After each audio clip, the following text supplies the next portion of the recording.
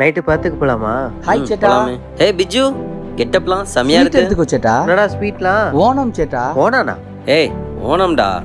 அது உங்க ஊர்லயே கொண்டாட தானே, இங்க இதெல்லாம் தேவையா? ஏ ஏன்டா நீ ஒன்றும் தப்பாத்துக்காத பிஜு. அவன் டேய், அப்படிதான். இப்ப நான் என்ன தப்பா கேட்டேன்? ம் நம்ம ஊர்ல வந்து நம்ம ஃபங்க்ஷனை பத்தி அவனா தப்பா பேசினா சும்மா இருப்பியா? அதே அப்படியே. இன்னும் நீ மட்டும் பண்ணலாமா?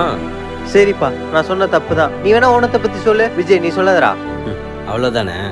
கேரளாவில் முன்னொரு காலத்தில் மகாபலின்னு ஒரு அரசர் ஆட்சி செஞ்சுட்டு இருந்திருக்காரு. உங்களுக்குலாம் புரியுற மாதிரி சொல்லணும்னா வீரத்திலையும் பலத்திலையும் குணத்திலையும் அரக்க ராவண மாதிரி, கொடுக்கறதுல கர்ண மாதிரி. அவர் கடவுள்கிட்ட தவம் இருந்து பல வரங்களை பெற்றிருக்காரு.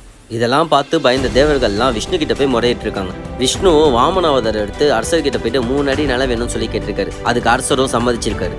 2 அடியிலேயே அவர் ஆட்சி செஞ்ச மொத்த இடத்தையும் பிடிச்ச விஷ்ணு மிச்சம் இருக்கிற 1 அடிக்கு தன் தலையவே கொடுக்க துணிஞ்ச மகாபலி அரசரை பார்த்து விஷ்ணு உனக்கு என்ன வரம் வேணும்னு சொல்லி கேட்டிருக்காரு. அதுக்கு நான் ஆட்சி செஞ்ச இந்த தேசத்தை வருஷத்துக்கு ஒரு முறையாவது வந்து பார்க்கணும்னு சொல்லி கேட்ட அந்த ஒரு நாள் தான் இன்னைக்கு நம்ம ஓணமா கொண்டாடிட்டு இருக்கோம். என்ன சேட்டா கரெக்டா? எப்படி சேட்டா? எங்க ஃபங்க்ஷன்லாம் உங்களுக்கு தெரியுது? என்ன உங்க ஃபங்க்ஷன் எங்க ஃபங்க்ஷன்? நம்ம ஃபங்க்ஷன்.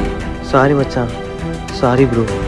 இட்ஸ் ஓகே சேட்டா. ப்ரோ உன்னோட 2 ஸ்வீட் எடுத்துப்பா. மகாபலி ராஜா கண்ணு குத்திட மாட்டார்ல? இந்தா சேட்டா.